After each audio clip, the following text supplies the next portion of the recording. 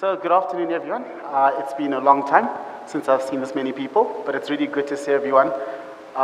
Most of the ladies have aged gracefully. Gentlemen, it's been a tough 2-3 years for us. I think maybe you might need to join me in the gym as well. Like, it's not looking good, guys, but ladies, you look lovely, and thanks for coming. The title of my topic today, you can imagine I was surprised when I was asked to talk on the big picture. But if any of you at BHF, you might understand why I was asked to, not Christoph, because we want to keep it nice and safe. Don't have to worry about lawyers or anything like that. And I guess really, if we think about what we've done for the past 2 years, all we've worried about is COVID. Infections, paying claims, what's the long-term impact, how do we manage the economic fallout from COVID? And I guess we've gotten to the point now where it's actually just time to start looking forward. I think if you've been any of the past few weeks, you get the sense that maybe COVID is not completely done, but people are trying to get their lives in order to start moving past that. I guess when COVID started, one of the things we expected to happen at the start of COVID, if you asked actually what COVID is going to do, the first thing you expected was claims are going to go up for medical schemes, and that didn't happen. Claims went down.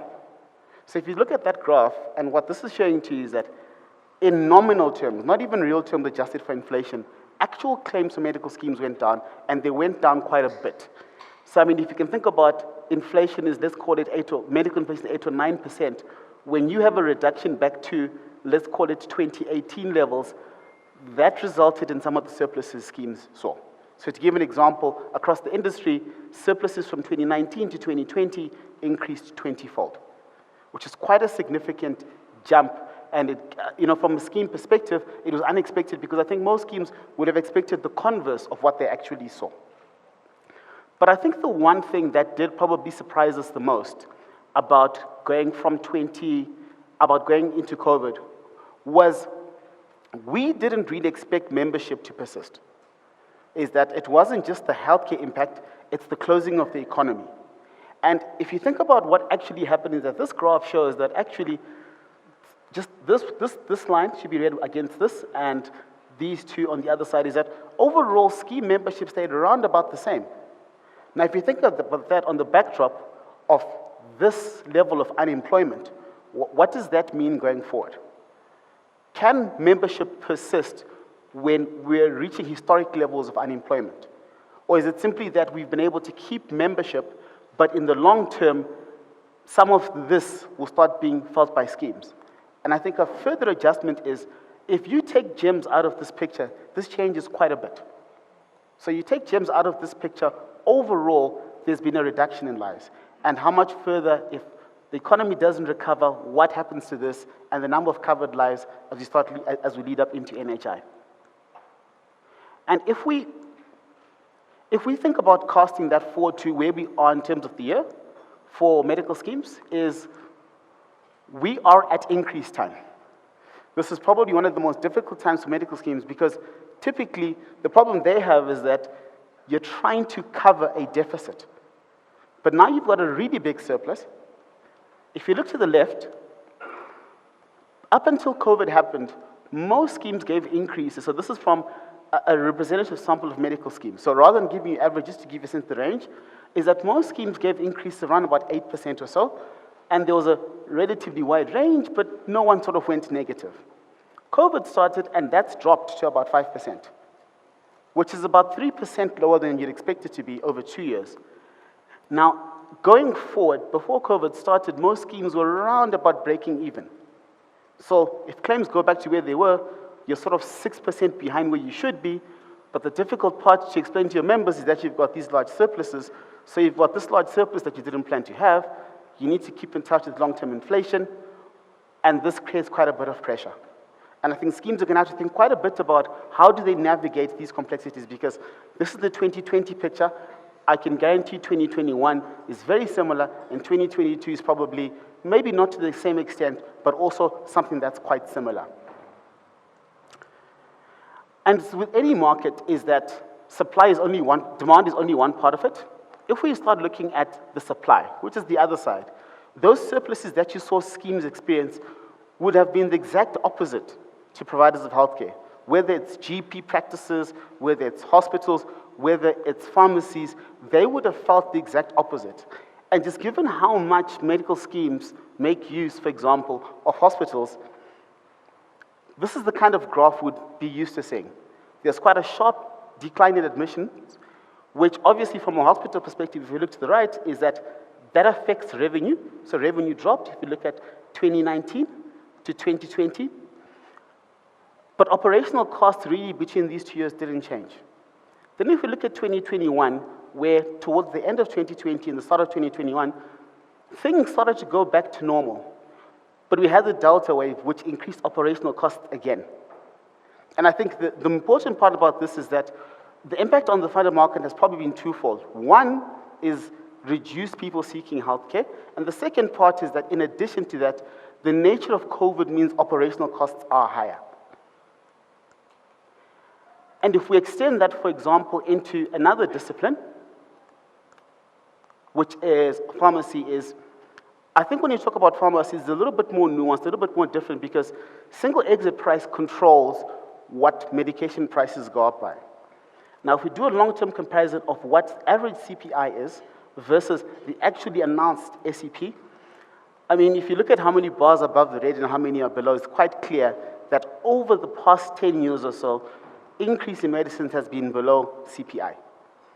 Now, if you're going to have, the one thing I think a lot of us learned is that the ability to produce and manufacture locally is incredibly important. Now, let's say this happens for another 10 years. Where does that take us? Do we still have suppliers? Or do we now import? And I think this is quite an important question as an industry we need to think about. And I think maybe just as I wrap up talking about medical schemes, is any healthcare market is a derived good. Any form of healthcare is derived. Because healthcare financing is only, if you don't have supply of healthcare, it is not possible, for example, to have any insurance mechanism. So there's no supply without demand. And I think as medical schemes look to go forward, it's quite important to consider that the way schemes and providers negotiate at the moment is suboptimal. 1 year someone's a big winner, the next year someone's a big loser. And is that sustainable in the long term? Let's say it takes 10 years to rebound back from COVID completely. What do we do till then? What if there's an overcompensation after COVID? What do schemes do in light of some of that economic pressure? And I think as we think about going forward, the way in which demand and supply interact is incredibly important, that maybe let's find better ways of doing that. From a regulatory perspective, I think if we think about before COVID, there were sort of 4 key pieces of legislation. One is NHI, from a health perspective. The second is the Medical Schemes Amendment Bill. The third one is low-cost benefit options. And the fourth is the review of PMBs. Since COVID happened, for the most part, not much has happened here. But with regards to NHI, there's been a bit of movement. So in 2019, the NHI bill was passed, and there was a period of commentary. You can imagine with COVID, being able to get commentary in was quite difficult, but there has been some progress. And over the time period since this bill was released, it was released to public commentary, and sort of by mid of last year, all the comments were in. And I guess the next phase of our overall policy journey is that this will be tabled before Parliament. But I think during COVID, there were some very important lessons that I think we learned. So the first one is, I think, NHI is the long-term direction that we're going in. I think until the bill was out, it was maybe will it happen, maybe will it not, but it seems like that's definitely the way to go. But the difficult part, I guess, really is that during COVID, there were some questions about the policy direction we had, which made, I think, a lot of people awkward. The first thing is the single-payer fund the right way to go? Do we have the necessary controls in government for single-payer funds? Number one. Number two, can we deliver healthcare at such a wide scale simply through one entity? Because if you think about, never mind managing chronic patients, never mind admissions, if we struggle to deliver vaccines to the extent of the country without some kind of PPPs coming together, where does that put us for NHI? And I think some of those questions are things which need to be addressed. But if I think about these 4 elements, and as well as the policy direction, some long-term questions just weren't answered. which is between now and NHI, what happens to people whom are uncovered? Because medical schemes cover, let's call it 16%, there's 84% of the population which simply put just isn't covered by traditional methods. And I'll just steal from that infamous BHF presentation, this is the only thing I'll steal from it, so medical schemes cover, let's call it 15, 16%. Roughly double that uses private healthcare provider as the first port of call for anything. And roughly another 15% use the private sector in any sense. So that's almost half the country that has some kind of reliance on private care. But at the moment, only 15 are insured by the initial intended vehicle for this. Obviously, there's some regulatory challenges. There have been developments in other types of insurance. But in the initial earmarked risk pooling mechanism, basically a third is covered. Now, if we think about what that means, I guess, going forward, is that this creates incredible opportunity, right? And because there's a clear need, that is, there's a clear need. I mean, the fact that 46% of South Africans use private healthcare in any sense, 15% use it as a first protocol in addition to medical scheme lines, means that from a product perspective, there's definitely opportunity. Now, what's happened, I guess, over COVID, just because of the nature of our needs within healthcare, is we've got some old friends who are still here. I'll touch on that a little bit. But there are also quite a number of newcomers. And I think there's, if we think about some of the changes that have happened, I think there's significant movement in how people envision healthcare being funded going forward, which I think if, as an incumbent, whether you're on the demand or the supply side, it's quite important to keep in mind that there are some new players.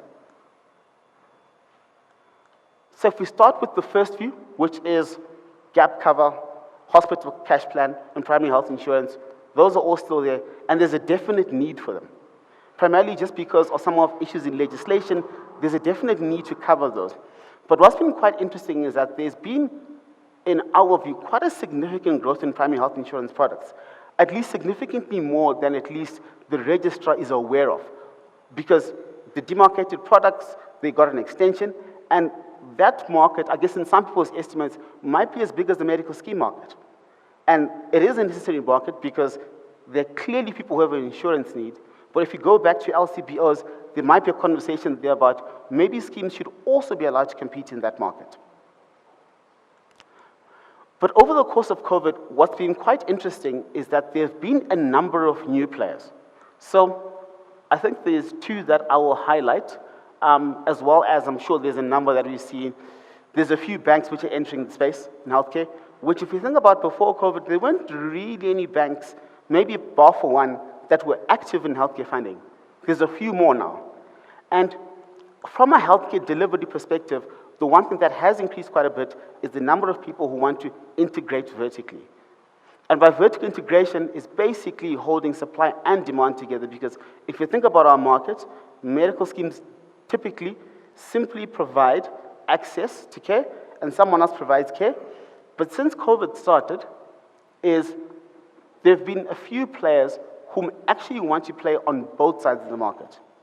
Now, if you think about that from a competitive perspective, is that what does that mean?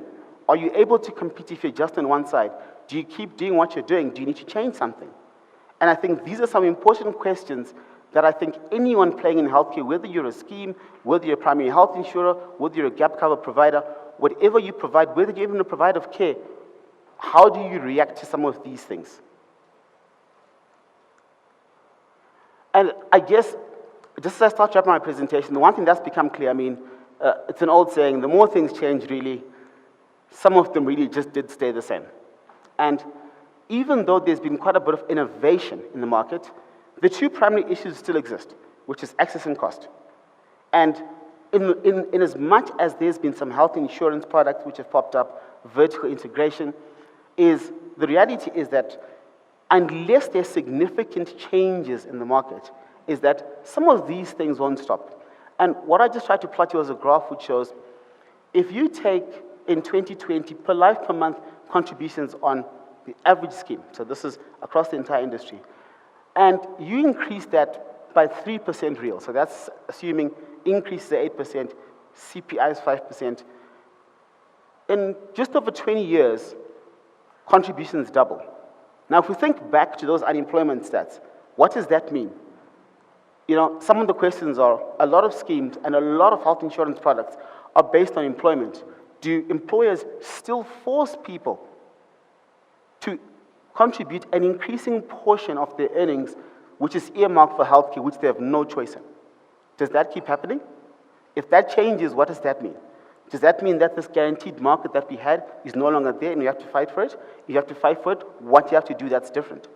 And I think what's quite clear is that the combination of the economic conditions that we had and our policy direction means that over the next few years, if we don't solve this as an industry and this, eventually we get to the point where no one can afford to be privately insured.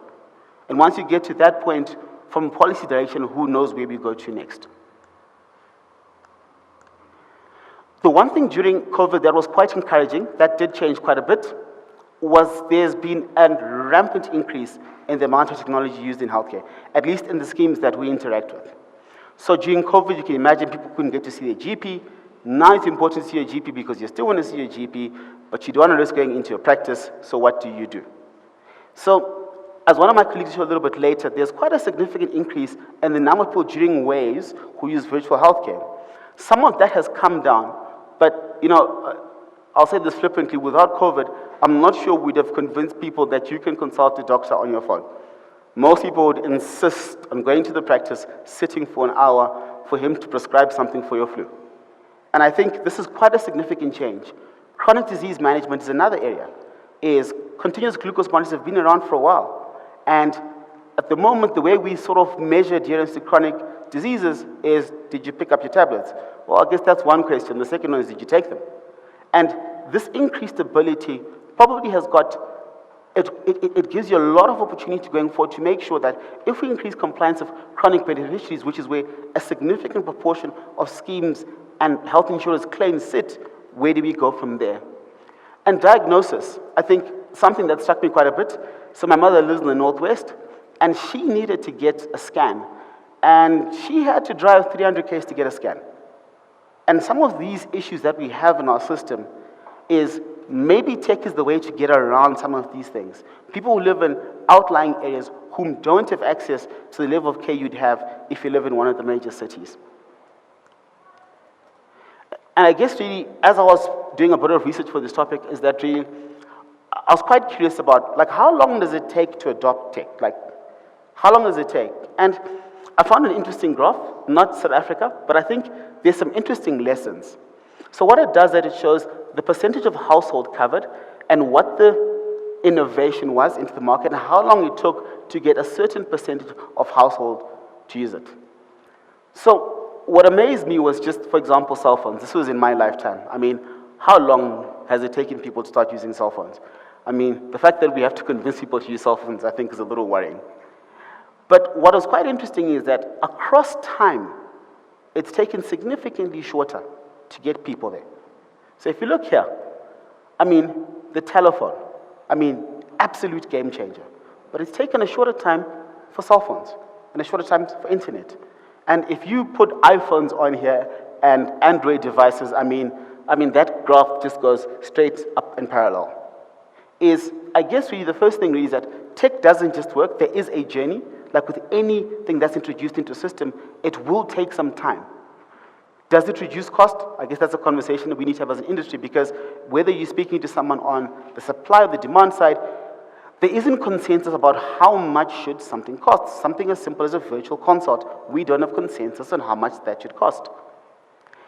And interestingly, I think as we learned over the past few years, is that innovation has its dark opposite side. And what do you do about that? If I had told you that Facebook has gotten most of us more enemies 10 years ago, they'd be like, never, it means you can connect with old friends from high school. We have probably gotten more hate mail on Facebook than anything we've experienced in our lives. And with most innovations, I guess, there's a balance between the good that it brings and what other unintended consequences exist. And I guess as I start to wrap up my presentation, I've just got one or two more slides. I wanted to just give two examples which aren't necessarily in healthcare, but I think they get the point across. So I'll give an example of two products. So I grew up where this product started, and this is from Kenya. And quite interestingly, I went back to before mobile money became a thing, about where would you expect adoption to happen first. And most commentators thought Africa would adopt it the slowest, right? Because cell phone penetration wasn't great, there was a question about literacy, and all of those things. But interestingly, this is probably the only place it's been really successful. And I'll give this an example, this is one I use quite often, is the reason why technology might be the way to go for us and adoption might be faster is because we actually need it. So there's nothing that pushes people forward more than need. Because where these two were adopted, it was simple. There was no other way. There was no other way to get money across. You didn't stay close enough to a bank. There weren't enough banks. There was enough bricks and mortar. So the only option they had, if you wanted to pay someone, was use your cell phone to do it. And as soon as this happened, that pushed adoption of cell phones. And before you know it, in the places where these two operate, over 90% of people use these. To the point where in some places, from being an option, this, for example, is now legal tender. And I think as an industry, think about going forward is that we have a number of challenges over the next few years. Unemployment is a challenge, which talks to affordability. We have CPI, the last CPI I think I saw was 7.4% today. That's probably the highest CPI I think I've seen over the past 15 years. But I think as an industry, as any player, there are huge opportunities, but there's also new players. And some of those players don't play by the same rules. Maybe they're structured differently. I think when we think, as we go through some of the topics that some of my colleagues will cover, the thing that's important is to think about how do you shape yourself in this new world. Thank you.